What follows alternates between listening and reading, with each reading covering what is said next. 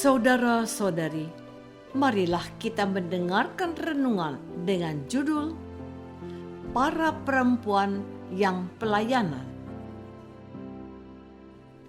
yang berdasarkan pada Injil Lukas bab 8 ayat 2b dan 3, yaitu Maria yang disebut Magdalena, yang telah dibebaskan dari 7 roh jahat, Yohana istri Kuza bendahara Herodes, Susana, dan banyak perempuan lain.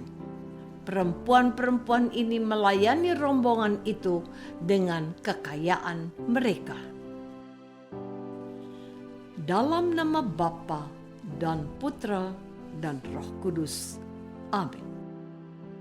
Saudara-saudari terkasih dalam nama Tuhan Yesus Kristus, pewartaan Injil Kerajaan Allah yang Yesus lakukan senantiasa unik dan penuh dengan kejutan. Dalam bacaan Injil hari ini, kita mendengar adanya kelompok baru yang ikut dalam pelayanan Yesus. Dikisahkan bahwa tidak lama sesudah mengajar orang banyak, Yesus berjalan berkeliling dari kota ke kota dan dari desa ke desa memberitakan Injil Kerajaan Allah. Ke-12 muridnya bersama-sama dengan dia, dan juga beberapa orang perempuan yang telah disembuhkan dari roh-roh jahat atau berbagai penyakit, yaitu Maria yang disebut Magdalena, yang telah dibebaskan dari 7 roh jahat, Yohana istri Kuza bendahara Herodes, Susana, dan banyak perempuan lain. Perempuan-perempuan ini melayani rombongan itu dengan kekayaan mereka. Dari teks ini kita lihat bahwa keberadaan para perempuan ini jadi hal baru dan sulit kita temukan dalam Injil. Dan tentu saja penulis Injil ingin menampilkan kaum perempuan dengan tujuan bahwa para perempuan memiliki peran penting dalam pelayanan dan karya keselamatan Allah. Saudara-saudari terkasih, keberadaan para perempuan dalam lingkaran kehidupan Yesus, terutama dalam pelayanan kepada sesama, dapat menimbulkan goncangan atau persoalan di tengah masyarakat. Sebab orang Israel memandang perempuan sebagai warga kelas 2, pelengkap, bahkan tidak dianggap. Maka bisa kita pahami mengapa pada saat Yesus memberi makan 5.000 orang, para perempuan dan anak-anak tidak dihitung. Artinya perempuan tidak masuk dalam hitungan. Tetapi Yesus memberi pemahaman baru kepada para murid yang berasal dari latar belakang Israel yang kuat. Dari sini kita bisa membaca bahwa Yesus hendak memberi pesan kepada para murid yang akan meneruskan karya Yesus, bahwa peran perempuan akan sangat penting.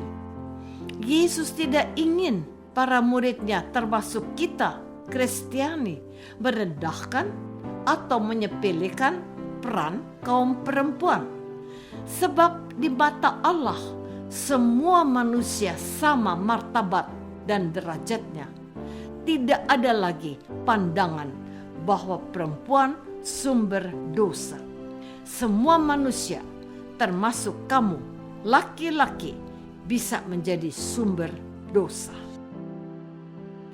Saudara-saudari terkasih, para perempuan yang mengikuti dan melayani Yesus serta rombongannya tentu saja didorong oleh kasih Allah yang telah mereka rasakan.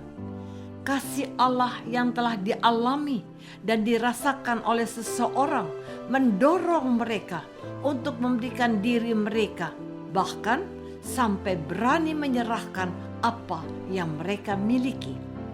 Hal ini dapat kita baca dari penjelasan singkat Injil Lukas bahwa beberapa orang dari perempuan itu disembuhkan Yesus dari roh-roh jahat dan berbagai penyakit.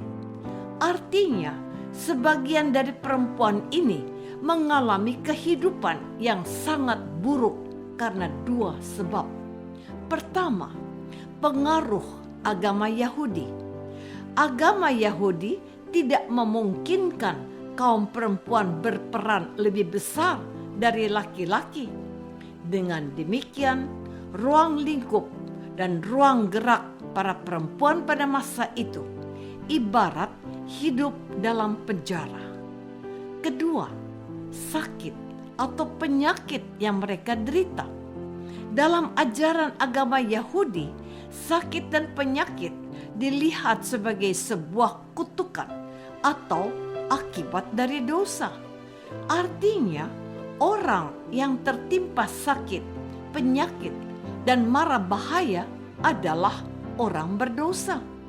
Maka kita dapat membayangkan betapa tertekannya hidup para perempuan. Dan dalam situasi inilah kasih Yesus hadir guna membebaskan kaum perempuan yang terbelenggu. Saudara-saudari terkasih, para perempuan yang mengikuti dan melayani Yesus beserta rombongannya tidak hanya mengorbankan waktu dan tenaga mereka, tetapi perempuan-perempuan itu juga melayani Tuhan Yesus dan orang banyak yang mengikuti Yesus dengan kekayaan yang mereka. Dari sini kita belajar tentang totalitas dalam pelayanan. Artinya, dalam melayani Tuhan, kita tidak hanya dengan setengah hati dan asal-asalan, tetapi memberikan semua yang kita miliki.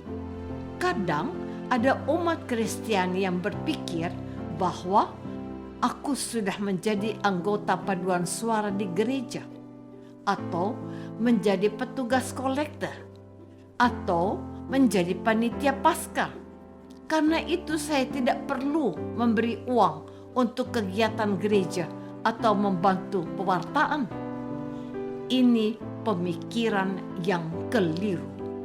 Memang di sini harus ditekankan bahwa kalau kita sendiri berada dalam kekurangan, maka hal itu tidak boleh dipaksakan. Namun ada yang aneh dengan sikap dan perilaku umat Katolik dan Kristen. Sebab kita bisa membeli pulsa atau beli rokok, bahkan sampai utang. Tetapi kita tidak mau berusaha untuk memberi derma atau kolektor. Apakah kita sudah melayani Yesus dengan seluruh kemampuan dan apa saja yang kita miliki seperti para perempuan yang melayani Yesus? Marilah kita berdoa. Tuhan Yesus Kristus, Engkau menunjukkan kasih-Mu kepada kami, termasuk kepada para perempuan, sehingga mendorong mereka untuk melayani Engkau dengan semua kemampuan dan kekayaan mereka. Semoga kami pun terdorong untuk melayani dan memberikan yang terbaik kepadamu. Doa ini kami persembahkan dalam nama Yesus, Tuhan dan pengantara kami. Amin. Semoga kita semua selalu dinaungi dan dibimbing oleh berkat Allah yang Maha Kuasa, dalam nama Bapa dan Putra dan Roh Kudus. Amin.